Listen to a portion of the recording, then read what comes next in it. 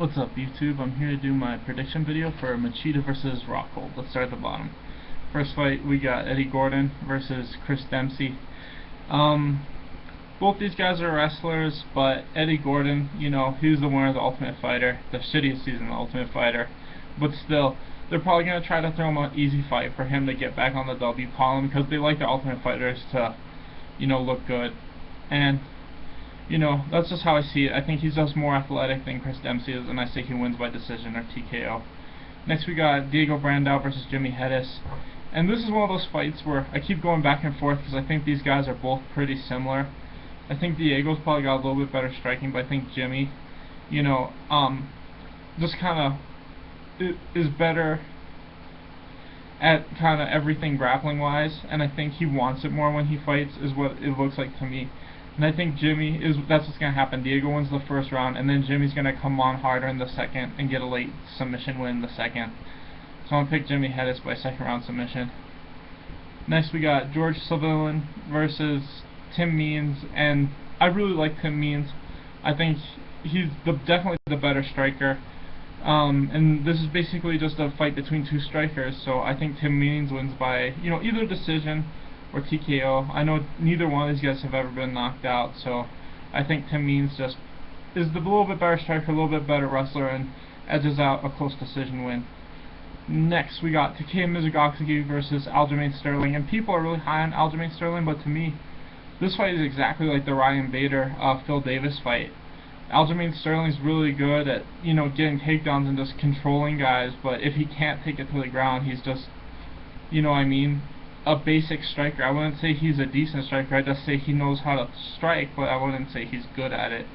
I don't think he's going to be able to take Mizugaki down at will. Mizugaki's been able to stuff takedowns against guys that are, he beat guys like Brian Caraway and all that, and I think that he just fought guys that are way better than Aljamain. I think people are, like another fight on this card that I'm going to get to in a minute, I think people are hyping Aljamain too much, too soon, and they're putting him in this no-win situation where it's like, if he loses, then people are just going to say he's overhyped. I don't think he's overhyped, I just don't think he's ready for a guy like Mizugaki yet, and I think that's what's going to happen. Mizugaki just is able to stuff takedowns and outbox Aljamain and win a 30-27 decision. Next we got Corey Anderson versus Gil Vellante. And Gil Vellante is just an average fighter. He isn't horrible, but he isn't very good either. And they're obviously just trying to give Corey a win because he won the Ultimate Fighter for the light heavyweight. And I just see Corey controlling Gil for the whole fight. He's the more athletic guy, the better wrestler, and definitely the cleaner striker. I won't necessarily say better, but definitely the cleaner striker. So I say Corey Anderson wins by decision. Next we got Owen St. Preux versus Patrick Cummings. And this fight depends solely on how much better St. Preux's wrestling defense has gotten since that Bader fight. If he's about the same level, then Patrick Cummings is just going to dominate him, because I think Patrick Cummings is a better wrestler than Ryan Bader is. But if OSP's wrestling defense has gotten a lot better, then I think he wins everywhere else.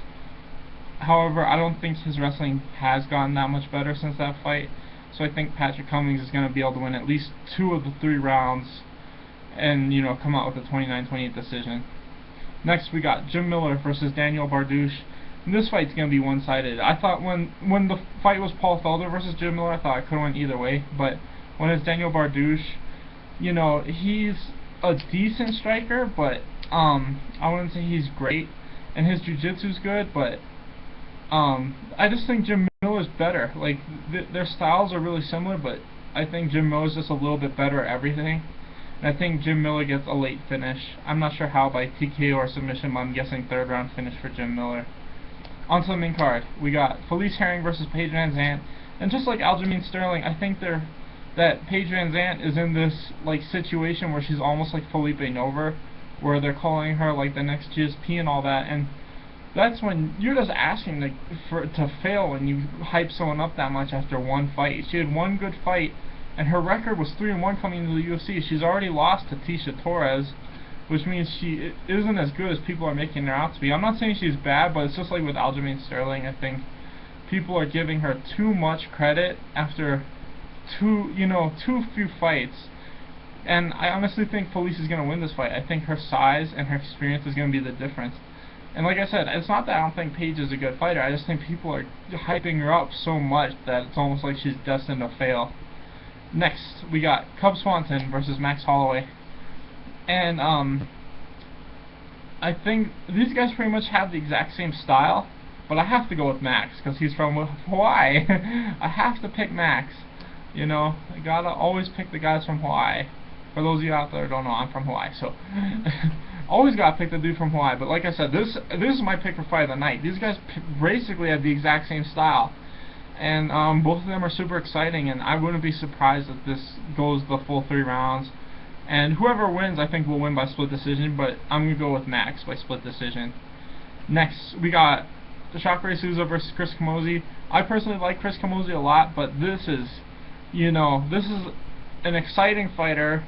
A guy who will probably always be in like the top 50 for the middleweights versus a guy who's probably going to be in the top 5 for his entire career. So, just like the first fight, if you guys didn't know, they've already fought, and Shockwave won by first round arm triangle in like 2 minutes. I think the same thing's going to happen. He gets a takedown and wins by arm triangle. Not much to say about this fight. It's unfortunate that Chris Camozzi's return back to the UFC is against a guy that is clearly going to beat him. Next is Machida versus Rockhold. And I think this fight could go either way, but I'm going to pick Machida. I think his striking is better, and I think his takedown defense is good enough to keep it on the feet. And I think this fight will be a lot like the Gegard-Mousasi fight. But, yeah, just with more takedown attempts by Luke. But more or less, I think this will be a lot like Machida's fight against Gegard. It'll be exciting. It might be fight of the night. I'm going to pick the Max Holloway versus Cub Swanson, but I think Machida wins. You know, at least 3 of the 5 rounds. So, anyway, thanks for watching, guys. Please like and subscribe.